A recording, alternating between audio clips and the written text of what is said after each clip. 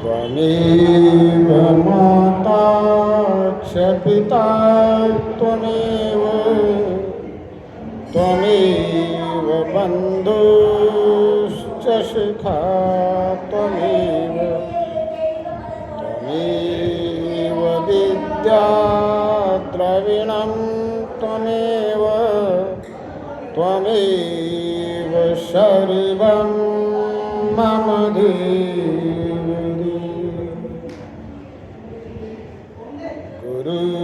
गुरुर्ब्रह्मा गुरुर्विष्णु गुरुर्देवो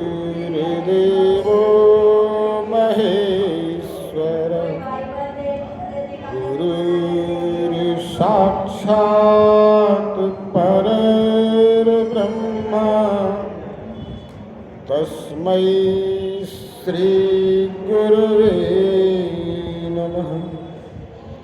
बोलो परम पिता परमात्मा की धर्म की अधर्म का नाश करेंगे, अधर्म का नाश करेंगे, विश्व का कल्याण करेंगे, प्राणियों में सद्भावना भरेंगे, गौ माता की सेवा करेंगे। भारत माता की जय।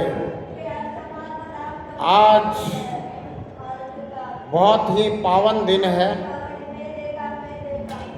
आज नाग पंचमी का उत्सव है।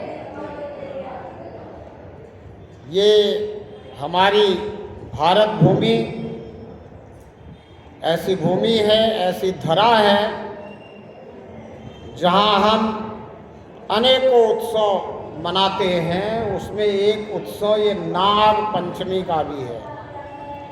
इस नाग पंचमी के उत्सव में हम नाग देवता को दुग्धपान कराते हैं।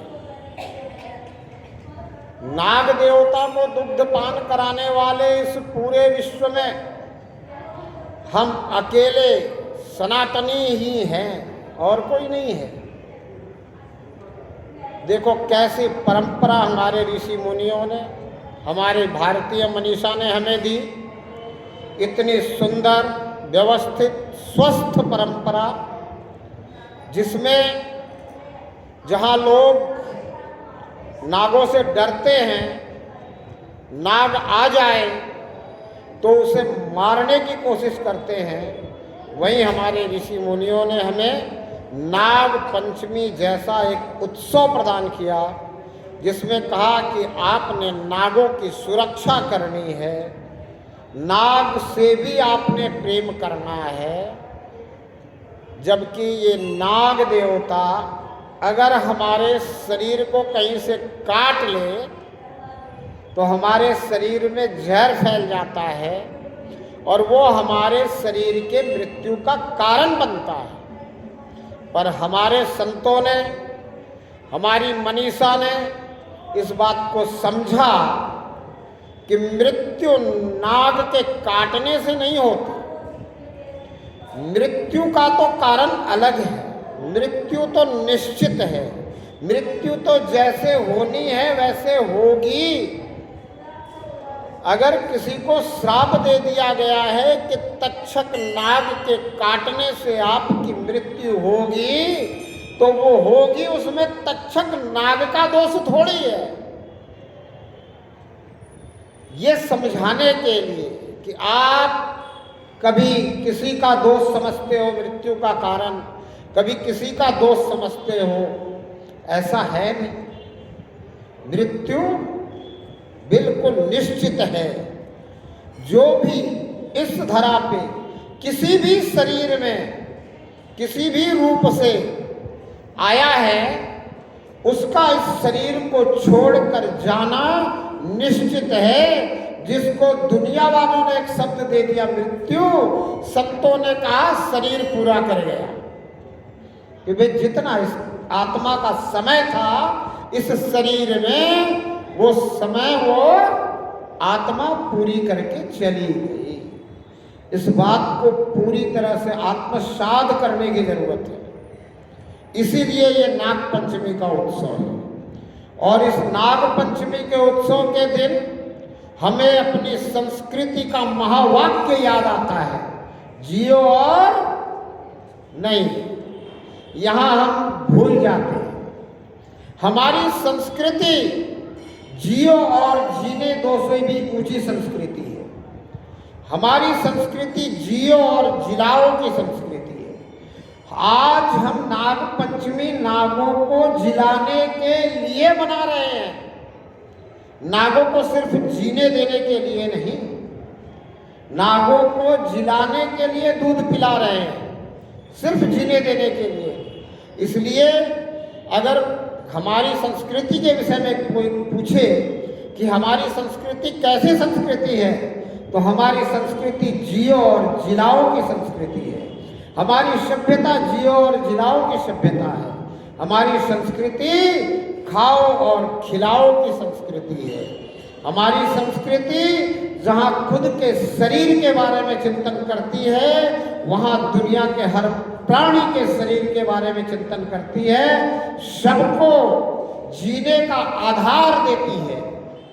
इसीलिए हमारे भारतीय मनीषा ने, हमारे ऋषि मुनियों ने बहुत सारे नियम हमें हमारे परिवारों में दिए।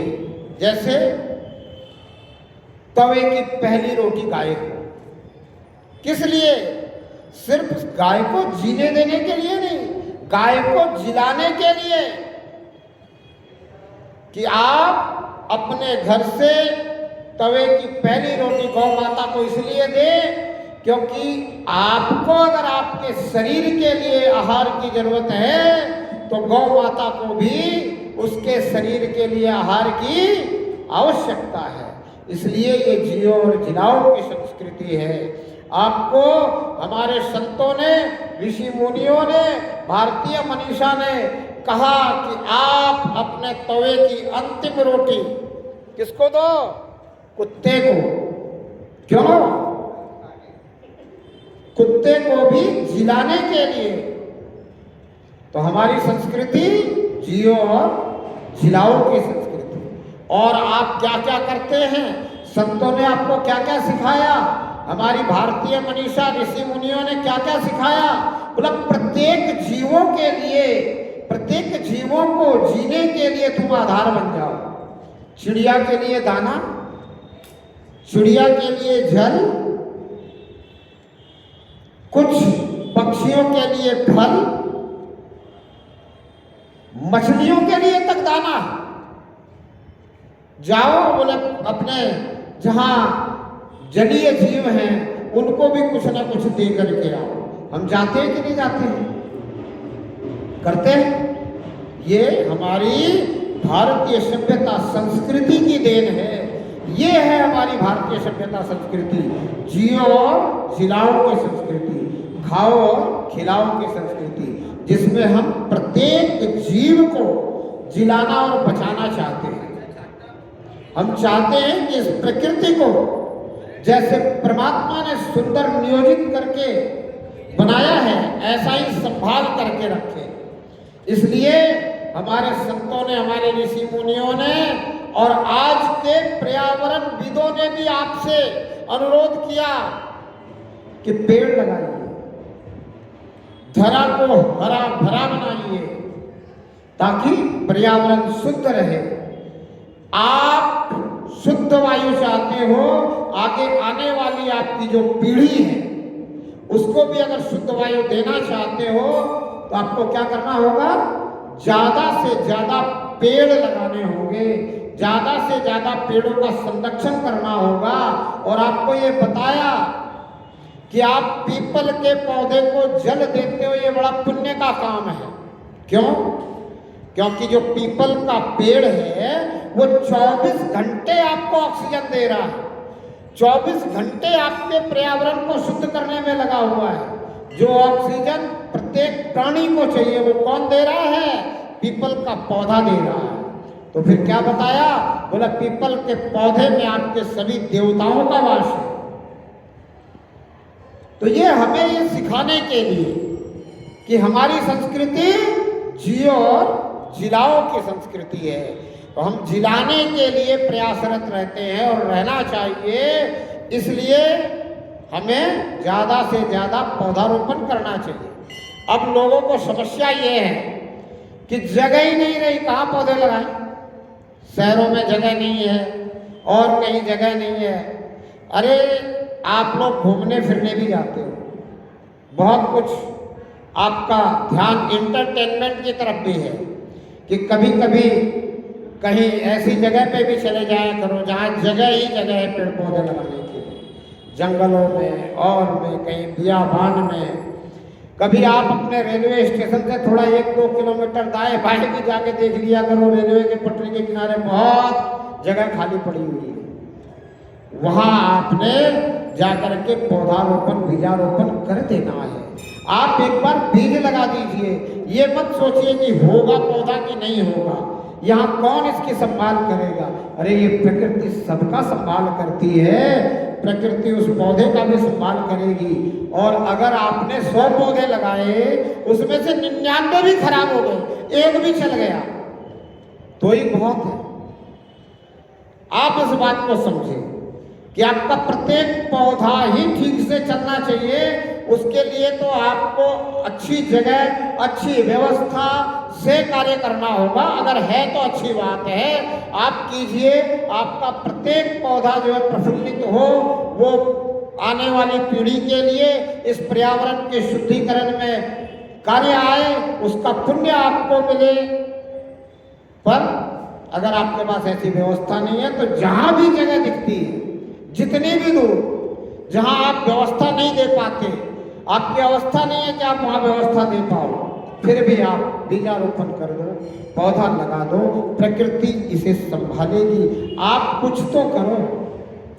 बीज अगर हम लगा देंगे, पौधा बनेगा तो कोई संभालने वाला भी भेजेगा।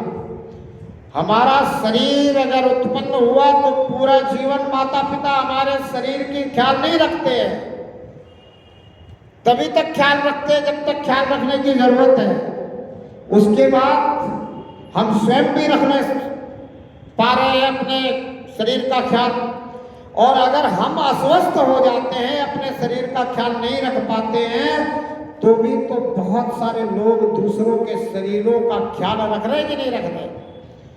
तमाम वृद्धाश्रम जिनमें मुझे जाने का अवसर मिला, जब मैं वहाँ पहुँचा तो मुझे इस बात के लिए सोचने पे मजबूर होना पड़ा कि जिनका कोई नाता नहीं, कोई रिश्ता नहीं, जिनसे कोई व्यवहार नहीं, जीवन में जिनसे कोई फायदा नहीं, उनकी भी सेवा लोग बड़ी तत्परता से कर रहे हैं, बड़े प्रेम भाव से कर रहे हैं, बड़े सद्भाव से कर रहे हैं। ये है हमारी सनातन संस्कृति, ये है हमारा सनातन सभ्यता, जियो और जिलाओं की सभ्यता संस्कृति। आज नाग पंचमी के अवसर पर ये बात समझने और समझाने का मौका है।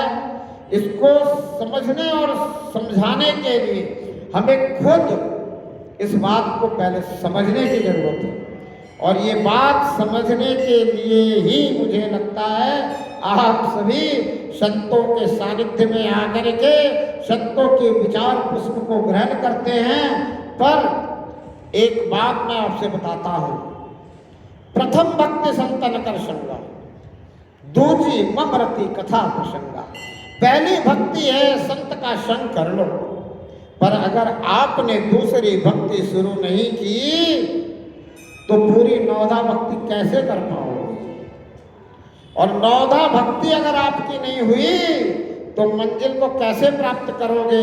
इसलिए मैं निवेदन करता हूँ, जो भी संत के सानिध्य में आ जाता है, संत की सुनता है, संत की अच्छी और सच्ची बातों को ग्रहण करता है, धारण करता है, उस पर चिंतन करता है, मनन करता है, उसे प्रयास करना चाहिए कि ये अच्छी और सच्ची बातें वो दूसरों तक भी पहुंचाए। ये दूसरी भक्ति है। प्रथम भक्ति संतन कर संगा, दूसरी मम रति कथा प्रसंगा। अगर ये कार्य आप नहीं कर रहे हो तो आप पहली भक्ति पे अटके हुए हो, पहली सीढ़ी पे अटके हुए हो। कब तक पहली सीढ़ी पे अटके रहोगे? पूरा जीवन अगर पहली सीढ़ी पे ही रहोगे तो ये जीवन असफल हो जाएगा। जीवन को अगर सफल करना चाहते हो तो पहली सीढ़ी से ऊपर उठ करके दूसरी सीढ़ी पे चढ़ना होगा, दूसरी भक्ति करनी होगी। जो संतों के द्वारा विचार पुष्प आपको मिलते हैं, जो संतों की वाणी आपको अच्छी और सच्ची लगती है, उसको आपको दूसरे तक, तीसरे तक, चौथे तक, जितने तक पहुंचा सकते हो पहुंचाने की चेष्टा, कोशिश, प्रयास करना चाहिए। करना चाहिए कि नहीं करना चाहिए? आज तक कितने लोगों ने ये प्रयास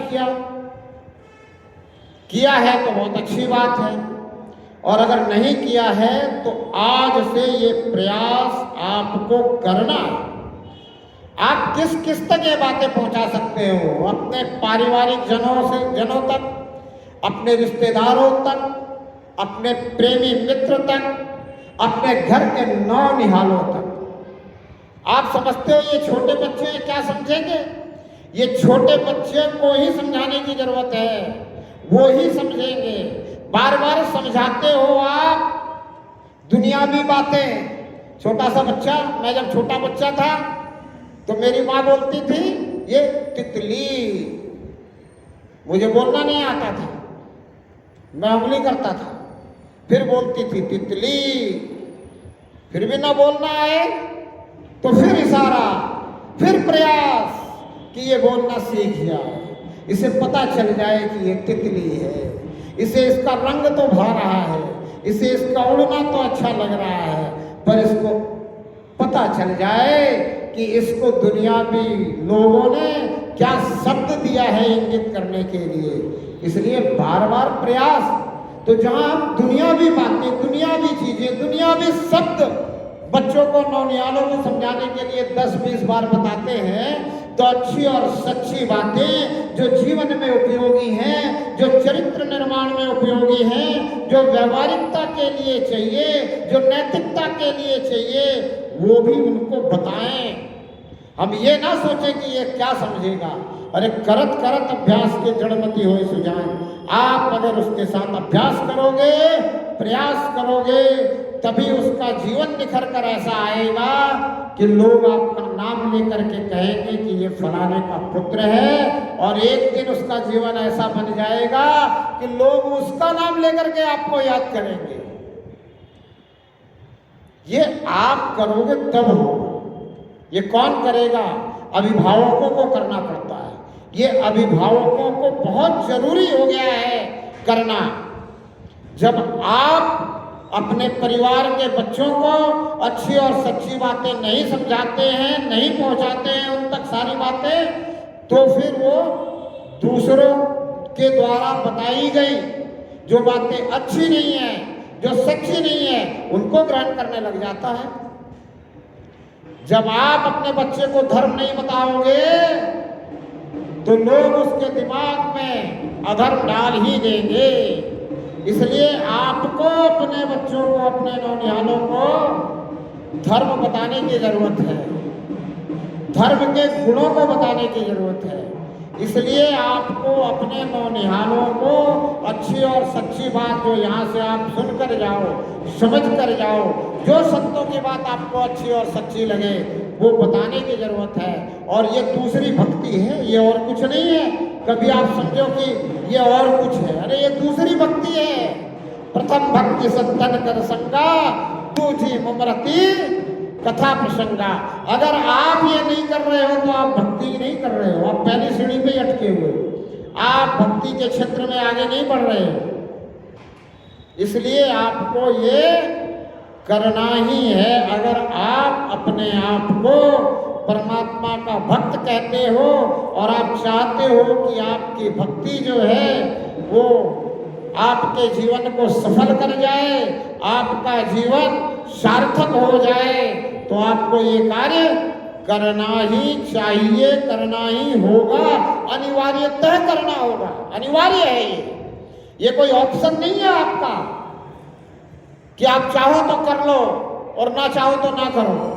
ऑप्शनल नहीं है, संतों ने कहा है ऑप्शनल नहीं है। प्रथम भक्ति संतन कर संगा, दूजी ममरती कथा प्रसंगा, ये करना ही पड़ेगा। अगर आप नहीं कर रहे हो तो गड़बड़ है। तो आपकी तरफ से भक्ति अधूरी, और अधूरी भक्ति अगर आप चाहते हो कि आपके जीवन में रहे तो ना करो। कौन आपको जबरदस्ती करवा सकता है? लेकिन जब बात समझ में आ जाएगी कि ये भक्ति का अंग है, ये भक्ति का ही प्रसंग है, तो करोगे और फिर करने का प्रयास करोगे। अपने परिवार में, अपने घर में कुछ देर लोगों को साथ लेकर बैठोगे, खुद भी परमात्मा की चर्चा करोगे, खुद भी दुनिया भी अच्छी सच्ची बात की जगह आध्यात्मिक और धार्मिक ये सच्ची और अच्छी बातें जो संत आपको बता रहे हैं उन तक पहुंचाओगे और उनके द्वारा भी सुनोगे। क्या भक्ति सिर्फ अकेले कोई थोड़ी करनी है, पूरा परिवार भक्तिमय होना चाहिए। अगर पूरा परिवार भक्तिमय हो जाएगा तो वो परिवार कैसा परिवार होगा, वो घर कैसा घर होगा? तो कहते हैं वो घर स्वर्ग से भी सुंदर होगा। स्वर्ग की कामना की गई है और स्वर्ग से भी सुंदर वो घर बताया गया है जिस घर का वातावरण भक्तिमय होने का मतलब सिर्फ संतों के पास जाना और संतों की सुन करके अपने आप ही मनन चिंतन करना तक नहीं, उस पे मनन चिंतन करके उसको दूसरों तक पहुंचाना भी, दूसरों को समझाना भी। अब जब आप करोगे, दूसरों को समझाओगे, दूसरों को बताओगे, तो उसके अंदर भी जिज्ञासा जगती है किसी बात के लिए, और जब उसके अंदर जिज्ञासा जगती है तो फिर वो भी अपने प्रश्न लेकर के और फिर शास्त्रों को पढ़ता है, स्वाध्याय करता है, दूसरे संतों के पास जाकर के उनसे सवाल पूछता है, उनसे सवाल पूछ करके उनका जवाब लेता है। जब आप अपने बच्चों को बताते हो तो वो जाकर के सीधा ऐसे ही सवाल नहीं करता, बड़ी विनम्रता के साथ सवाल करता है, क्योंकि आप उसको विद्या सिखा चुके हो। यही तो विद्या है। विद्या ददाति विनय, विद्या विनय देती है, और विनय देने के बाद जब विद्या मिल जाती है और विनय आ जाता है तो क्या होता है, विनय जो है वो पात्र बना देती है उस व्यक्ति को, वो हर चीज के लिए एलिजिबल हो जाता है, उसके अंदर पात्रता आ जाती है। तो आप अगर अपने बच्चों में, अपने नौनिहालों में ये पात्रता चाहते हो कि आ जाए, तो आपको क्या करना है, जो कुछ आपने अभी तक जीवन में अच्छा और सच्चा समझा है, संतों के द्वारा सुना है, संतों से आपको मिला है या कहीं से भी मिला है, सुनो सबकी, बहुतों की सुनी है आपने। यहाँ हर 15-15 दिन पे अलग अलग संत आते हैं और सभी अच्छी बातें आपको बताते हैं, और सच्ची बातें भी उसमें कुछ ना कुछ होती है। अब ये आपके ऊपर है कि आप कितनी अच्छी लेते हो और कितनी सच्ची समझते हो। तो सुनो सबकी और करो क्या है, बोलो, कह रहे हैं सभी कि मन की करो। अच्छा, मैं पूछता हूं, अगर मन की ही करनी है तो सबके सुनने की जरूरत क्या है? आपने संतों को सुना पर समझने में थोड़ी सी फर्क रह गई। ये जो बात कही गई है कि सुनो सबकी करो मन की, ये बात आप तक गलत पहुंचा दी गई है, और जो बात आप तक गलत पहुंची है वो इसलिए पहुंची है कि आपने संतों के बात पे अच्छे से ध्यान नहीं दिया। अगर आपने अच्छे से ध्यान संतों की बात पे दिया होता तो दूसरे की बातों पे आप कतई विश्वास नहीं करते, फिर आप कतई ये नहीं कहते कि सुनो सबकी और करो मन की। फिर आप कहते नहीं, सुनो सबकी, करो वो जो सबसे अच्छी हो, जो सबसे सच्ची हो। क्यों? क्योंकि संत तो बार बार निवेदन कर रहे हैं कि मन के मते ने चाहिए, मन के मते अनेक। बोलो, मन के पीछे जाओगे तो इंद्रियों में फंस जाओगे। बहुत व्याख्या के साथ में संतों ने आपको समझाने की कोशिश करी कि ये जो शरीर है इसमें आपको 10 इंद्रियां मिली हैं, 5 ज्ञान इंद्रियां हैं, 5 कर्म इंद्रियां हैं, आपका जो मन है ये इनका लगाम है। अगर आप मन के पीछे चलोगे, मन की मानकर चलोगे, मन की करोगे तो क्या होगा? मन आपको इंद्रियों के चक्कर में ही डाले रखेगा और फिर आप इंद्रियों को संतुष्ट करने के लिए ही कुछ ना कुछ करते रहोगे। तब संत बार बार कह रहे हैं कि मन के मते मत चलिए। मन के मते अनेक, मन आपको इंद्रियों में फंसाता है, मन आपको संसार में फंसाता है। इंद्रिया सांसारिक है, परमात्मा तो इंद्रियातीत है, परमात्मा तो इंद्रियों से परे है। फिर भी अगर आप इतने संतों को सुनने के बाद में ये कहते हो कि सुनो सबकी और करो मन की, तो मुझे तो थोड़ा सा अफसोस होता ही है कि आप सही मायने में संतों को सुने या सिर्फ हाजिरी ही लगाते रहे। सिर्फ हाजिरी लगाने से स्कूल में कोई विद्यार्थी निपुण नहीं होता। पता चला साल भर बढ़िया से हाजिरी लगाई स्कूल में, लेकिन जो शिक्षक ने पढ़ाया, जो मास्टर ने पढ़ाया, जो मास्टर ने समझाया, उसको समझने की जगह अपने दिमाग में उस खेल को ही ध्यान लेता रहा, जिस खेल को सुबह खेल के आया शाम को खेलने जाना है। तो फिर स्कूल में हाजिरी लगाने का कोई लाभ उसको होना है? बिल्कुल भी नहीं होना है।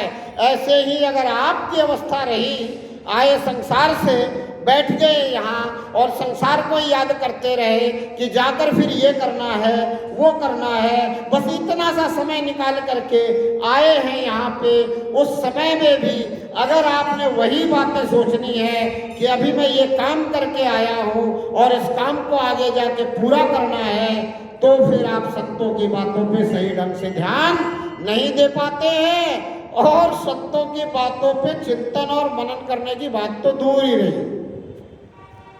और जब आप संतों की बातों पे ठीक ढंग से ध्यान नहीं दे पाते हैं, चिंतन और मनन नहीं करते हैं, तब गड़बड़ होती है। तब आप कहते हो कि सुनो सबकी और करो मन की, क्योंकि आपको ये बता दिया गया है, संसार वालों ने बताया, बोला भाई तू अपने मन की करना, दूसरे के मन की करने लग जाएगा तो तू कभी सुखी नहीं रह पाएगा। सुखी रहने का मंत्र आपको बता दिया, बोला मन की करेगा तो तू सुखी रहेगा। संत कहते हैं तू मन की करेगा तो हमेशा दुखी रहेगा। अब आप बताओ कि आपने संतों की सुनी कि दूसरों की सुनी? संतों की सुनी होती तो आपको पता चल जाता कि मन की करेंगे तो दुखी रहेंगे, और तो आप मन की करने की थोड़ी ठानते। फिर अगर मैं आपसे पूछता कि सुनो सबकी और करो किसकी, तो आप कहते हैं महाराज करो वो जो अच्छी और सबसे सच्ची है, जो संतों ने हमें समझाई है, हम तो वो करते हैं और वो करना चाहिए। तो आज आपसे मैं निवेदन करता हूं कि आपको जितना आपने समझा, जितना आपने जान लिया कि ये बात अच्छी है, ये बात सच्ची है, वो जाकर के दूसरों को बताना चाहिए। ये दूसरे प्रकार की भक्ति है। अगर आप नहीं कर रहे तो आप भक्ति में आगे बढ़े ही नहीं हैं। अग्रणी होने की तो छोड़ दो। प्रथम भक्ति संतन कर संगा, दूजी मम रति कथा प्रसंगा। अगर आप दूसरी भक्ति नहीं कर पा रहे हो, तीसरी चौथी की बात करने का फायदा ही क्या है? नवदा भक्ति संत बता करके चले गए, आपने दूसरी भक्ति ही नहीं पकड़ी, आपने शुरुआत ही नहीं करी, दूसरी सीढ़ी चढ़े ही नहीं, पहली सीढ़ी पे अटके रह गए।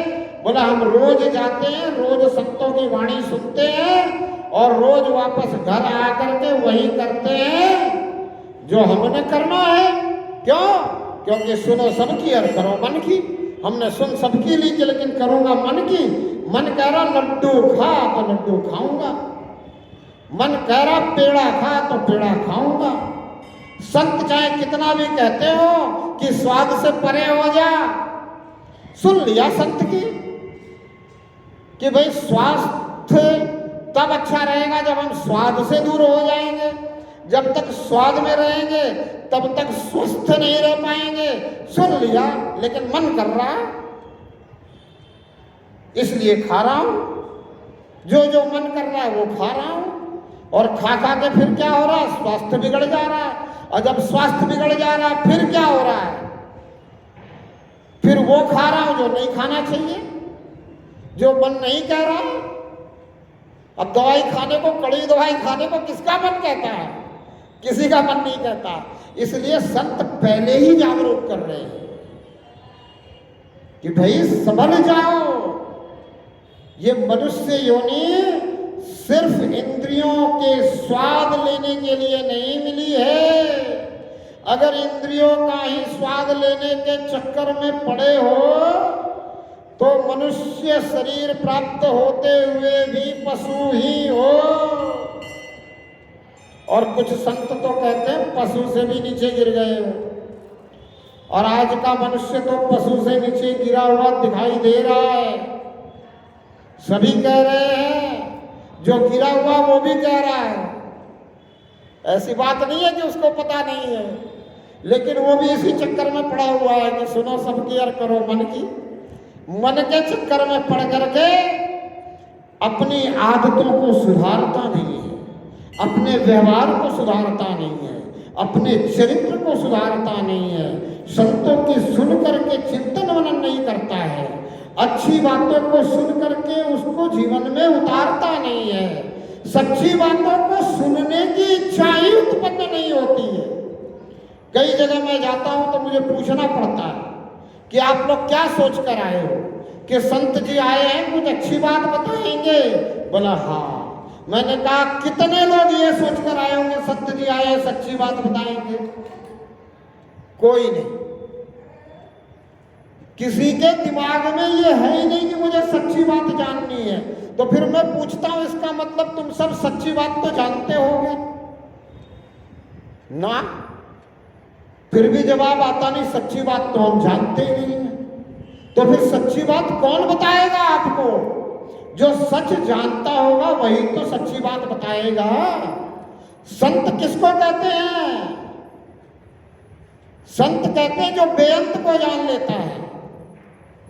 जनाबाई ने महाराष्ट्र की भाषा में कहा, जनी जानी ले बेअंत तेचा चनाव मड़ी जे संत।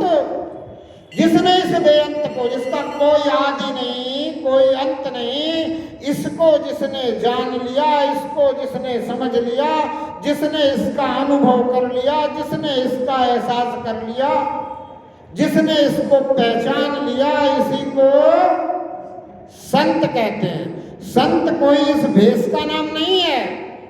ये भेष तो हमारे पास अगर कोई संत बनने आता है तो हम संत लोग मिल करके इसलिए दे देते हैं ताकि इसको खुद को भी याद रहे कि मैं संत बनने चला हूं, और लोगों को भी पता चले कि ये संत है, तो फिर लोग उससे ज्ञान की बात पूछ सके। और जब लोग ज्ञान की बात उससे पूछेंगे तो उसके अंदर भी जिज्ञासा जागृत होगी ज्ञान को समझने की, कि ज्ञान किस चिड़िया का नाम है, ज्ञान किसे कहते हैं, ज्ञान और जानकारी में क्या अंतर है। हम जानकारी को ही ज्ञान समझ रहे हैं। दुनियावी जानकारी किसी को हो गई, हम कहते बहुत ज्ञानी आदमी है। हमने उससे पूछा, मतलब आपको सभी ज्ञानी कहते हैं, आपको ज्ञान हुआ है? बोला महाराज जी, जो जो लोग मुझसे जो जो बातें पूछते हैं वो सब मुझे पता है, वो सब मैं जानता हूं, इसलिए लोग मुझे ज्ञानी कहते हैं। मैंने कहा लोग आपसे क्या क्या पूछते हैं? तो बोला लोग हमसे यही दुनियावी बातें पूछते रहते हैं कि ये काम कैसा किया जाए, वो काम कैसे किया जाए, ये बात कैसे, वो बात कैसे। तो बोला वो सब मैं जानता हूँ और इनको मेरी बात अच्छी लगती है, इनको मेरी दुनियावी हर बात सच्ची लगती है, इसलिए ये मुझे ज्ञानी कहते हैं। तो मैंने कहा क्या आप भी अपने आप को ज्ञानी मानते हो? बोला नहीं महाराज जी, मुझे अभी तक ये पता नहीं चला कि दुनिया बनाने वाला कैसा है, तो मैं अपने आप को ज्ञानी कैसे समझूं? जिस दिन मुझे ये पता चल जाएगा कि दुनिया बनाने वाला कैसा है, उसी दिन मैं अपने आप को ज्ञानी समझूंगा। मैं तो ये जानता हूं कि दुनिया की हर जो चीज परमात्मा ने बनाई है उसकी जानकारी मुझे है, और उसमें से भी पूरी जानकारी नहीं है, उतनी है जितनी इनके जरूरत के लायक है, जितने की इनको जरूरत है। तो ये लोग मुझे ज्ञानी समझ रहे हैं, इनको ये पता ही नहीं है कि ज्ञान और जानकारी में अंतर क्या है। अब ये जितनी जानकारी मैं इनको देता हूं ये सब मैंने कहीं ना कहीं से पाई हुई है, किसी किताब में से, किसी और जानकार से, किसी मित्र प्रेमी से, कुछ माता पिता से, कुछ दादा दादी से, कुछ और अन्य अभिभावकों से, नाना नानी, फूआ फूफी, मामा मामी, चाचा चाची, इनसे मिली हुई जानकारी है। अब वो मेरा दिमाग थोड़ा सा परमात्मा ने बहुत अच्छा दे दिया है, मेरी यादाश्त तेज है, हर चीज मुझे याद रहती है, इसलिए ये मुझे ज्ञानी कहते हैं। तो भाई किसी का यादाश्त तेज हो और उसे दुनिया में बहुत सारी बातें ध्यान में रहती हो, याद रहती हो, दूसरे द्वारा बताई हुई जानकारी ध्यान में रहती हो, उसे ज्ञानी नहीं कहते। तो ज्ञानी किसे कहते हैं? जिसे ये पता चल जाए कि ये दुनिया बनाने वाला कैसा है, ये दुनिया बनाने वाला कहाँ है, उसे कहते हैं ज्ञानी। और जब ये ज्ञान उसको हो जाता है तो फिर वो आपको ज्ञान दे नहीं पाता है। फिर वो आपसे कहता है कि जिस प्रकार से मुझे ज्ञान हुआ है, मेरे अंदर से हुआ है, मैंने परमात्मा से प्रेम किया है और परमात्मा ने मुझे ये बताया है, परमात्मा ने मुझे ये समझाया है और मैं समझ पाया हूँ, ऐसे ही तू भी परमात्मा से प्रेम करने लग जा, तू परमात्मा से जुड़ जा, तू परमात्मा से बातें करने लग जा, तू परमात्मा से पूछ। परमात्मा तो स्वयं को तेरे सामने दृश्यमान करने के लिए तैयार खड़ा है। तो इससे कह तो सही कि प्रभु कब दिखेगा, कैसे दिखेगा, क्यों नहीं दिखता, मेरे अंदर क्या कमी है, क्या तू मेरे कमियों को दूर नहीं कर सकता? अगर तू दूर कर सकता है तो दूर करता क्यों नहीं है? क्या हमने पूछा कभी ऐसा? कभी हमारा भाव बना? भावेन विद्यते देवा, भाव के बिना बात नहीं बनेगी। भाव से प्रभाव है, भाव बिना भाव है। आपका भाव कैसा होना चाहिए? बिल्कुल आर्त भाव होना चाहिए। आपका भाव ऐसा होना चाहिए कि अब मैं शरीर के इस मोड़ पे आके खड़ा हूँ, जीवन के इस मोड़ पे आके खड़ा हूँ कि अब मैं ये नहीं सोच सकता कि मैं और कितना जीऊंगा। अब मैं ये सोच सकता हूँ कि इस जीवन के छूटने से पहले प्रभु तेरे दर्शन होंगे कि नहीं होंगे, तब तो बात बने। ये भाव अंदर से आ जाए कि प्रभु सभी ने ये बताया कि तेरे को मुझे पहचानना ही होगा, तेरा साक्षात्कार करना ही होगा, तभी ये जीवन सफल। तो तेरा साक्षात्कार मुझे होगा कि नहीं होगा? कब होगा? इस जीवन में होगा या और कोई जीवन और लेना पड़ेगा? क्योंकि संतों ने ये भी तो कहा कि ये एक जीवन की बात नहीं है, अनेकों अनेक जीवन से भक्ति करते चले आते हैं, तब जाकर के परमात्मा का साक्षात्कार होता है। और संतों ने ये भी कहा कि ये एक पल की बात है, एक पल में परमात्मा के दर्शन, परमात्मा का साक्षात्कार हो सकता है। पर वो पल आने में पूरा जीवन, कई जीवन लग जाते हैं। क्यों? क्योंकि भाव नहीं बन पाता है, भाव का अभाव रह जाता है। परमात्मा की कृपा का अनुभव होने के बाद भी, परमात्मा है ये पूर्ण विश्वास होने के बाद भी, परमात्मा मेरे अंग संग है ये समझ में आने के बाद भी, कभी कभी जीवन में कुछ ऐसी घटना हो जाती है, फिर शंका होता है, फिर वो शंका उत्पन्न होती है, अरे है कि नहीं है? क्योंकि हम संतों के सुनते हैं, चिंतन मनन ज्यादा करते नहीं है, तो दूसरों की भी कभी कभी सुन लेते हैं कि अरे वो तो कह रहा है कि परमात्मा है ही नहीं। क्या कभी ऐसा तो नहीं है कि ये मेरे मन का वहम हो, ये मेरे बुद्धि का विषाद हो? तो ये जो शंका है ना, ये गड़बड़ कर जाती है।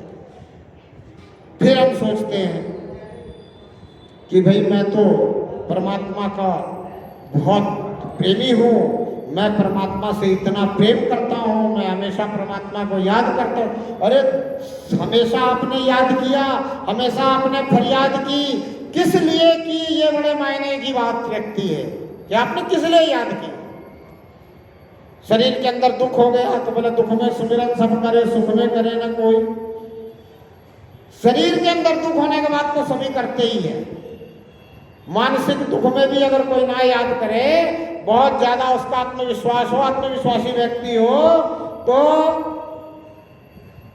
संसार में रहते हुए अगर इस शरीर में दुख आ गया तो फिर तो वो याद करता ही है। तो दुख में सुमिरन सब करे और सुख में करे ना कोई। जब तक शरीर ठीक है, शरीर स्वस्थ है, शरीर जो है मजबूत है, तब तक हम यही सोचते रहते हैं कि मैं मजबूत हूँ, मैं बलवान हूँ, मैं पहलवान हूँ। ये मैं नहीं खत्म होती, शरीर को ही मैं समझे बैठे रहते हैं और यही गड़बड़ हो जाती है सबसे ज़्यादा। वहाँ में हम ये समझने की कोशिश नहीं करते हैं कि ये मेरा शरीर पहलवान है, उसका शरीर पहलवान क्यों नहीं है। जब ऐसे ही हम ये सोचेंगे कि उसका शरीर पहलवान क्यों नहीं है, वैसे ही बात समझ में आएगी कि अगर वो और उसका शरीर है तो मैं और मेरा शरीर है, मैं शरीर नहीं हूँ। लेकिन ये सब बातें सब गौड़ हो जाती हैं। बच्चे हमारे नहीं समझ पाते हैं। क्यों नहीं समझते? क्योंकि हम समझाते नहीं हैं। बार बार मैं यही कह रहा हूँ और निवेदन कर रहा हूँ कि समझाना काम किसका है? जिसने समझ लिया है। अब जिसने समझ लिया है उसने ये समझा ही नहीं है कि ये समझाना भी भक्ति है। संत ने समझ लिया कि समझाना भी भक्ति है तो संत समझाना शुरू कर दिए। भक्ति करनी है तो समझाना शुरू करो। प्रथम भक्ति संतन कर संगा, दूजी ममरति कथा प्रसंगा। तो ये शुरू करो और परमात्मा से अंदर ही अंदर बातें करनी शुरू करो। मैंने कल भी कहा था, आज भी कह रहा हूं, अगर आप अंदर ही अंदर एकांत में बैठ के परमात्मा से बात करना शुरू कर दोगे, आपके आनंद की सीमा आप दांग नहीं पाओगे। ऐसा आनंद बरसेगा, ऐसी कृपा बरसेगी, ऐसा सुख बरसेगा जिसको आप किसी को बता भी नहीं पाओगे, दूसरा देख भी नहीं पाएगा। दुनियावी चीजें हो आपके पास में, दुनियावी संपन्नता हो, दुनियावी सामर्थ्यता हो, उसको लोग देख लेते हैं कि भाई ये बहुत सुखी है। लेकिन जब अंदर ही अंदर परमात्मा से जुड़ जाते हो तो उस सुख को कोई समझ नहीं पाता है। इसीलिए फकीर के सुख को कोई नहीं समझ पाता कि ये फकीर कैसा सुखी है। बैठा है बिना कपड़ों के और कह रहा है कि मैं इस दुनिया का सबसे सुखी इंसान हूं। कोई आता है पूछता है, बोला आप कैसे सुखी हो? तो बोला मैं परमात्मा की कृपा से सुखी हूँ। बोले ये कैसी कृपा है कि आपके पास वस्त्र भी नहीं है पहनने के लिए और आप कह रहे हो मैं सुखी हूँ? तो वो फकीर फिर कहता है, बोला तेरे पास कितने वस्त्र हैं? बोला बहुत है। बोला तू वस्त्रों से सुखी हुआ क्या? वस्त्र तुझे सुखी करेंगे, साधन संसाधन तुझे सुखी करेंगे? नहीं, ये वस्त्र, ये साधन संसाधन, ये तेरा शरीर जब तक ठीक है तभी तक तुझे लगता है कि इनसे मुझे सुख मिल रहा है। जिस दिन शरीर रोगी हो जाता है उस दिन तू कहता है कि ये सब चीजें बेकार है, इनका मैं क्या करूं? अब ये शरीर रोगी हो गया है, इस शरीर को अब निरोग हो जाए तो ही सुखी है। इसीलिए कहा प्रथम सुख निरोगी काया।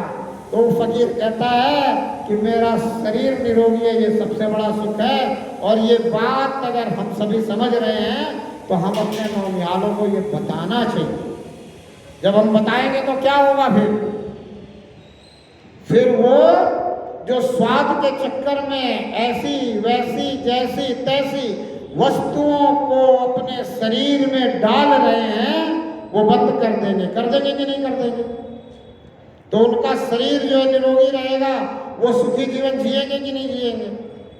अब आप अगर चाहते हो कि आपके आने वाली पीढ़ी सुखी और सही जीवन जिए, तो आपको ये कार्य करना चाहिए। इन्हीं शब्दों से मैं आपसे निवेदन करते हुए अपने वाणी को अभी विराम देता हूँ। फिर संध्या काल में आपसे मिलेंगे और आपको आगे की बात जो भी आप समझना चाहते हैं समझाने का प्रयास करेंगे। अभी तक आपने कोई प्रश्न तो किया नहीं है, अगर कोई प्रश्न हो तो ज़रूर आप पुस्तक पहुँचाने का कष्ट करेंगे, जिससे कि आपको जो बात समझनी है वाकई में वो समझाने का प्रयास किया जा सके, वो आप तक पहुंचाने का प्रयास किया जा सके। बाकी तो मुझे जो बताना है समझाना है वो आप तक पहुंचाता ही रहूँगा। आज आप सभी को नाग पंचमी के इस उत्सव की बहुत बहुत बधाइयाँ, और हम प्रकृति के संरक्षण में ऐसे ही लगे रहें, प्रकृति का संरक्षण करते रहें, क्योंकि इस प्रकृति का संरक्षण करना भी भक्ति का ही एक अंग है। ये हमारे संतों ऋषि मुनियों ने हमें समझाया है। बोलो परम पिता परमात्मा की, धर्म की अधर्म का नाश करेंगे, प्राणियों में सद्भावना भरेंगे, विश्व का कल्याण करेंगे, गौ माता की सेवा करेंगे। भारत माता की जय। अभी